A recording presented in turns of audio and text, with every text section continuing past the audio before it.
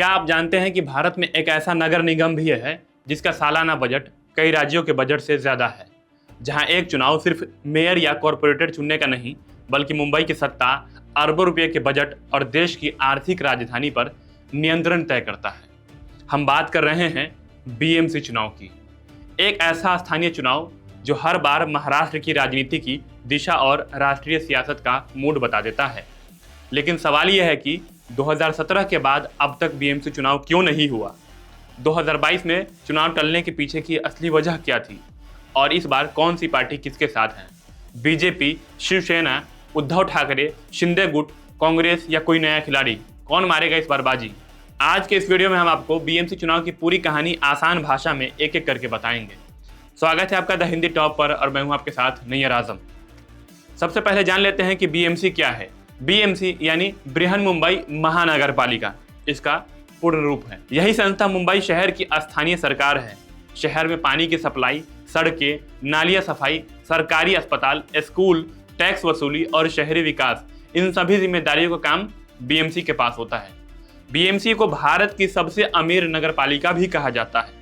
इसका सालाना बजट कई राज्यों के बजट से ज्यादा है। गोवा, सिक्किम, मिजोरम, नागालैंड, मणिपुर, मेघालय, त्रिपुरा और अरुणाचल प्रदेश, ये वो राज्य है जिनसे बीएमसी की बजट ज्यादा है।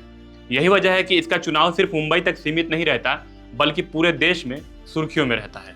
बीएमसी में कुल 227 सीटें होती हैं।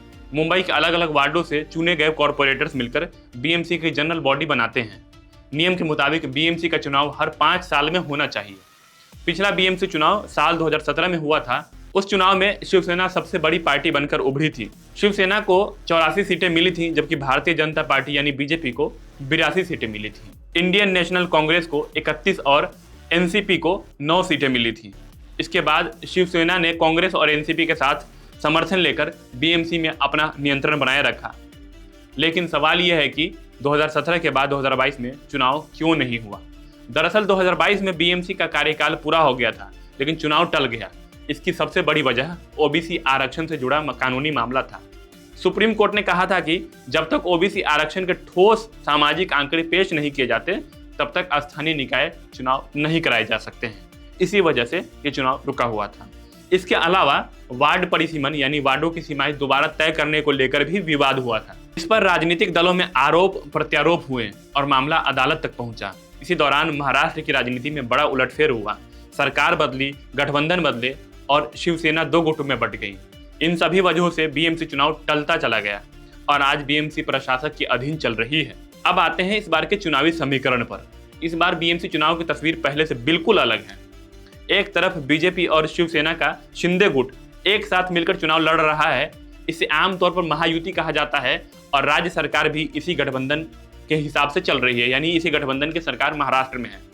इसलिए भी यह गठबंधन बीएमसी में अपनी मजबूत पकड़ करना चाहता है, बनाना चाहता है, क्योंकि इस राज्य में सरकार भी उसी की है। दूसरी तरफ शिवसेना का उद्धव गुट यानी यूबीटी अलग मैदान में है। उद्धव ठाकरे की शिवसेना ने महाराष्ट्र नवनिर्माण सेना यानी एमएनएस के साथ राजनीतिक तालमेल यानी गठबंधन किया है। दोनों दल मराठी अस्मिता और मुंबई की पहचान को बड़ा मुद्दा बना रहे हैं। ध्यान देने वाली बात यह है कि उद्धव ठाकरे और राज ठाकरे 20 साल पुरानी गिले शिकवे भुलाकर दोनों भाई इस बार स्थानीय निकाय के चुनाव में साथ में मिलकर चुनाव लड़ रहे हैं। वहीं इनके अलावा कांग्रेस ने वंचित बहुजन आघाड़ी के साथ सीमित तालमेल किया है, यानी कुछ सीटों पर गठबंधन किया है। वहीं कई पार्टियां इस बार अकेले चुनाव लड़ रही हैं। इनमें आम आदमी पार्टी, एनसीपी का शरद पवार गुट, एनसीपी का अजीत पवार गुट, असदुद्दीन ओवैसी की एआईएमआईएम और अखिलेश यादव की समाजवादी पार्टी शामिल है। इसके अलावा बड़ी संख्या में निर्दलीय उम्मीदवार भी चुनावी मैदान में अपनी किस्मत आजमा रहे हैं। अब आखिरी सवाल, बीएमसी चुनाव इतना अहम क्यों है? बीएमसी सिर्फ एक नगर निगम नहीं है, ये मुंबई की सत्ता है, अरबों रुपए के बजट का कंट्रोल है और आने वाले विधानसभा और लोकसभा चुनाव का संकेत भी है। जो पार्टी बीएमसी जीतती है उसका राजनीतिक संदेश पूरे महाराष्ट्र और देश में जाता है। यानी साफ है, बीएमसी चुनाव लोकल जरूर है, लेकिन इसकी राजनीति पूरी तरह राष्ट्रीय है। बाकी इस पर आपकी क्या राय है कमेंट में दीजिएगा। मेरा नाम नैयर आजम है, आप द हिंदी टॉप देख रहे थे और ऐसे ही और खबरों के लिए हमारे चैनल को सब्सक्राइब करिए। फेसबुक पेज पर देख रहे हैं तो फेसबुक पेज को फॉलो करें।